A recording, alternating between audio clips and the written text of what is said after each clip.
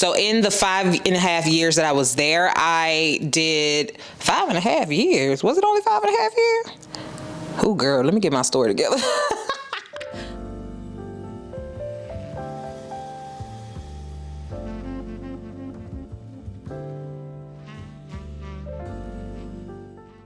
Hey Shugg, welcome back to another video. I hope you guys are doing well. If you're new here, my name is Ashley and I know why you're here, so girl, let's go ahead and get into it. So I did a video recently about how I got my very first home, which is what you see here. I've been in my home for 6 years. I was gonna say 6 months. 6 years, and I did that video and you guys really liked it. I noticed in the comments the girlies were having conversations about how important it is to talk about your pay amongst us's so that we can know what we are worth and then go after said thing. So I did want to do another quick story time about how I found out about how much my coworker was getting paid versus me, and then what I did with that information moving forward. So if you're new here, welcome. Hey girl, how are you? I was in accounting for 9.5 years. And in those 9.5 years, I had 2 jobs, meaning 2 different accounting jobs within the 9.5 years. I got the very first job when I went in right after college. I got my bachelor's at Sam Houston State University. So I went into that job and I got a good pay, girl. I think the minimum based off of, what was I looking at? What was the system called? I want to say it was either Indeed or somebody like Indeed. There was like Salary.com or something like that, pay.net, something like that.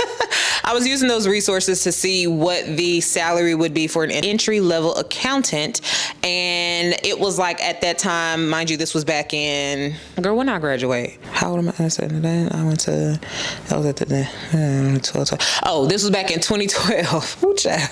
This was back in 2012 when I got my first accounting job. I was 22. So right out of college, technically 6 months out of college, because I graduated in the summer. 6 months out of college, thank you, Lord. So based off of the interwebs, the entry-level accounting position would have been $45,000. So thankfully, hallelujah, with a connection that I had through a family and friend person, I got my first accounting job. So don't be afraid to network, okay? You know somebody that knows somebody that knows something about it, about another accounting job or whatever job you're out here getting, marketing, engineering, whatever. Do your networking, because honey, like, it really does help cut through the noise as far as getting into a position that is valuable and will value you at least the first few years in my case. So I got hired in that job back in 2012. I want to say they hired me at $52,000, so $7,000 more than what I was expecting based off of the base salary that an entry-level accountant would make. So I was like, okay. And I really think that had a lot to do with not only the person that got me in that job, which absolutely love her, but also the person that hired me is my family friend's friend, or my family's friend. We not blood. You know how black people do. Like, we not technically blood, but we family, you know what I'm saying? Like, might as well be. We've been knowing each other all these years. Our family that close, might as well be family. So that's that. But yes, she was her friend. So I feel like, and also both of them are black, and the person that hired me was black. So I feel like they also, in that, is like, okay, not just we're looking out for each other, but usually when people get to that company, they pretty much stay for a while. So I feel like it was also an investment, because I was going to get another degree. So while I was working there, I did go get my master's. I had several positions in that job. I think what was I doing? Cart. I did that. So in the 5.5 years that I was there, I did 5.5 years. Was it only 5.5 years? Oh, girl, let me get my story together. I think it might have been 6 years. No, it was 5.5. Okay, in the 5.5 years that I was there, honey, I actually had 3 or 4 different positions. Usually, because the company was so big, people could move around a lot within the company. So the person that I actually had the conversation with was years later. That company had went through different structural changes where they stopped hiring from outside unless you knew somebody and they was management. And they stopped giving raises. So after a couple of years of that, by then I think I might have been there for 3 years. After that, we're having conversations with another co-worker who was also a friend, someone that I had spent a lot of time with. We were both comfortable with each other. I think by this time we had been to each other's. She hadn't been in my house because I was living with my mom at the time. She could have came, but you know, it was just more feasible to go to hers. But we had been to each other's places, so we were really familiar with one another, and she was also black. So some kind of way, someday, in some part of a conversation, salary came up, and I was bold enough to ask, may I ask how much you're making in this position? And she was kind enough to tell me. Now, with that information, I was able to then go back and look at what, like, okay, I was like, basically, I'm underpaid. She was making at the time, like $18,000 a year more than I was. And I already felt unsatisfied there. I didn't feel like I was really being valued, and I really didn't feel like I was getting paid well. But I did not have a lot of data to go off of. She was doing that, let me know, okay, I can put these particular parameters in the search engines or the online in order to look, like I think at the time it was Indeed, to start looking at positions that had qualifications that were similar to what she was doing, looking up those specific positions and seeing what the pay would be. So you know how you can go on the search engines or like salary, I think it's salary.com. Let me confirm, girl. This is very scattered. Glassdoor was the one, but there is a salary.com. That's not the website I went on though, but I think it was Glassdoor. But you know how you can go on there and at least at the time, all I knew to do was go on there and look at different positions that were available. It gives you like a range of salaries, but it doesn't give you like a good specific of what, you know, you can look at this specific amount for what you do. So when I had that conversation with her, I pretty much knew, oh girl, you're $18,000 underpaid. Like, a year in your salary. So that was even more discouraging. So what I was trying to do at that time, after getting that knowledge, was, of course, I added prayer on what I already knew. I was like, Lord, I need your help, because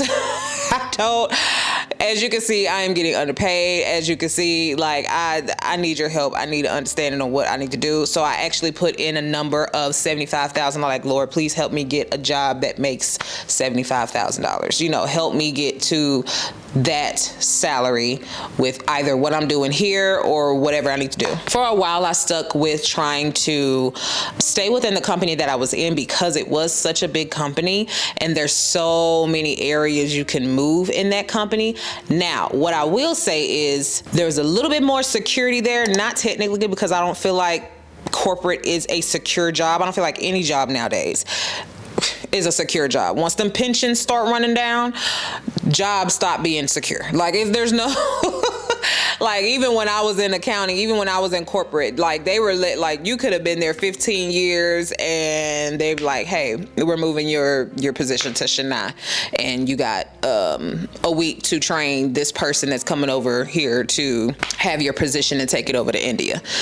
Literally happened. I saw it happen so many times to people that was at that company for 15, 20, 30 years, and they're like days before their anniversary and all of that happens, and then bam, your position is moving or your position is being eliminated. So none of these positions, honestly, especially when it comes to corporate, none of these positions are secure. Nothing is safe, so you always have to prepare when it comes to how you manage your money. That's another tidbit that nobody asked for, but I decided to go ahead and slide that in there.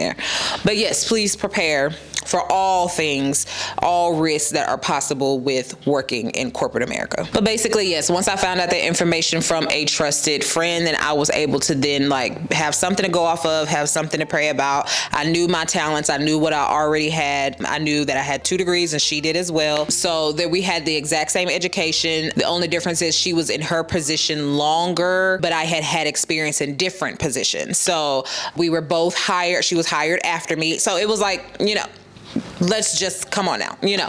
So thankfully that was something I can use to help move forward. So I started looking for another position in that company. I started trying to find someone who would promote me to a senior accountant, which was going to give me the salary that I am looking for.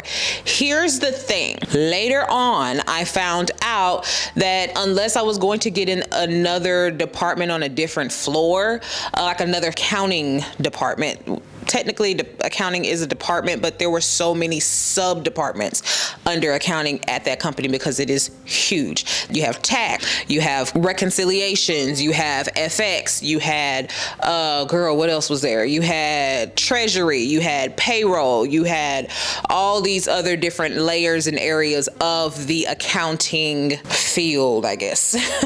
Genre, I don't know. So in order to get to a better position, I would most likely have to get to a different floor. All of the positions that I had held were in kind of in the same group. They were all kind of grouped on the same floor, but they were still different little subdivisions of that particular group. In order for me to have tried to get something, I would have to do something else in a different floor, and none of those places were hiring. And when they were hiring, most likely they were looking for people outside of the company to bring them in, which was crazy. For some reason, that was going on a lot at that time. So what I decided to do was go ahead and look for another job outside of the company. Now, here's another tidbit that I got advised on when looking for a job outside of the company. So of course, you're going to put in all your applications and you're going to redo your resume. You're going to do all of those things to prepare yourself, be in the right position in order to find a new position. I also decided to use a recruiting service to help place me and get me these interviews so I can then secure the position that I wanted. So the next job that I ended up getting was with this recruiting service that I was using. I was using several. You don't have to be committed to one, but they do get paid based off of how long you stay. I think if you stay at your new job, they get, once you sign, they get a little bonus and then, or some type of compensation. And then when you are there at least a year, they get another form of compensation. If that is my full understanding, I don't know. If you are in recruiting and I don't have that right, please correct me in the comments.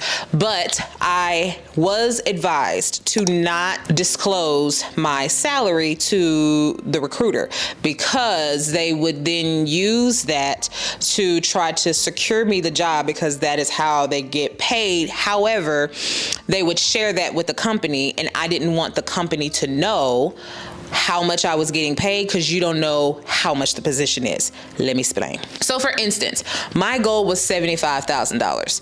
At that particular company, the salary for that position that management may have in mind would be $85,000. So if I go quoting to them, oh, I want I want to get paid $75,000. I just cheated myself out of $10,000 a year. So that's what they mean. Like, do not share your salary with the recruiter, because just in case, you don't want them to share it with the company, because you don't want to share that information. They don't have to know that. Me being the trusting person that I am, even after getting the advice that I got, the recruiter, this particular recruiter, because I was using, I want to say 3 different recruiting services, but this particular recruiter was very adamant about asking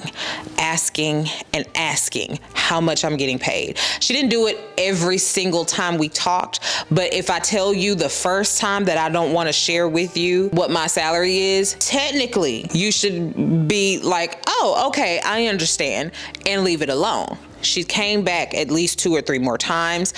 I'm in my 20s, girl. People pleasing, not being firm like I am today, or better at today rather. So I told her, yeah, I'm getting paid $60,000. I had a feeling that particular position was paying $80,000. I had a feeling, that feeling later on. So, and it probably was paying $85,000. So when she went and told the company, she promised me that she wasn't going to, mind you. But then she went and told them, she said, oh, they were hounding me about it. And I'm like, oh yeah, how you were hounding me about it? The whole reason I told you is because you promised me that you were not going to tell them, and you were just using that for your internal database in order to put out certain positions that were going to get me what I needed at the baseline, you know, as far as my salary concerns were. That's what you said you were going to use it for. I strategically told you I don't want them to know. Do not tell them.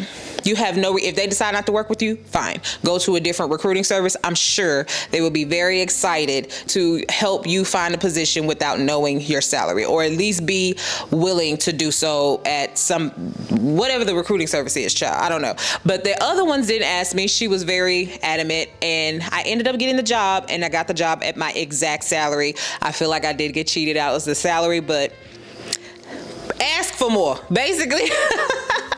Learn from me. When you get advised, don't try to be pleasing to whatever.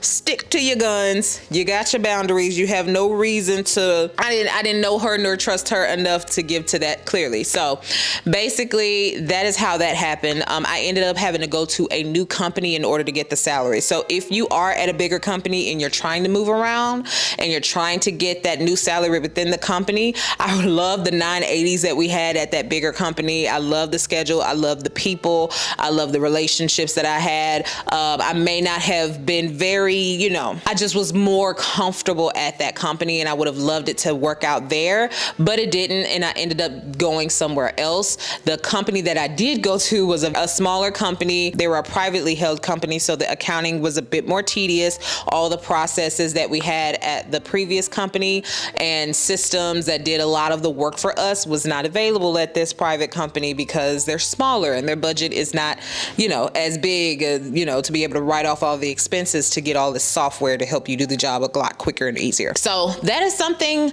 I learned when walking into a different company, and then I had to give up my 980s, girl. Oh, my Lord, today. That hurt my heart. That hurt my heart. That hurt my heart. Oh, that hurt my heart. But anyways, 980s or AWWs are those alternate work weeks where most likely you're working 9 hours and your shift is technically 10 hours with lunch, but you're working 9 hours instead of 8 hours Monday through Thursday, and then every other Friday you have off, and then the Fridays that you work like not the full shift of 9 hours. I think you'll work like 8 hours or something like that to get to your 80 weeks or your 80 hours minimum of time for pay every bi-monthly or bi-weekly or however frequently you get paid, or weekly. That is how I worked to get more money, to increase my salary in corporate America. Basically, I started within the company I was already at, seeing what areas I could move to upward to get the promotion I was looking for. I was very much qualified for the promotion. I did not get it because of all of the changes that happened within that company for 3 years. They weren't giving raises, promotions, or hiring, quote unquote, unless you knew somebody that knew somebody that knew something about it. That is how that situation went. And when I could not find something within, you go look outside, girl. Go look outside. Within is not end all be all when it doesn't work for you within, and you need to make a move, then make a move, make a bounce. Let's move on to find the salary that we need. So that's the salary that I went to at that particular job. I didn't end with that salary by the time I left and started creating content full time. Thankfully, the promotions and the raises were like on point. I don't think did they go through times where they didn't give it? I think they also went through a time where they weren't doing any raises, but it wasn't a significant amount of time like it was at the bigger company. It was like a year. Still, girl, I don't know, I get it. I'm a business owner now and I get it. However,